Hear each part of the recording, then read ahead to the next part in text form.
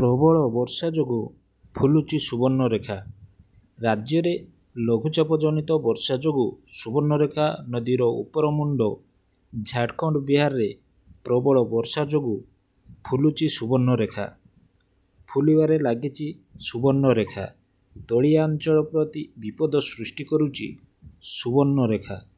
Galudih ବ୍ୟାରେଜରୁ 20 cusec ଜଳ ଛାଡ଼ିବା ପରେ ଫୁଲି ଚାଲିଛି ସୁବର୍ଣ୍ଣରେଖାର ଜଳସ୍ତର। ଦେଖନ୍ତୁ କିଭଳି ଭାବେ ଫୁଲିଛି ସୁବର୍ଣ୍ଣରେଖା। ଜଳସ୍ତରର ସ୍ରୋତ ଏତେ ପ୍ରଖର ଯେ ଦେଖିଲେ ଭୟ ଲାଗୁଛି।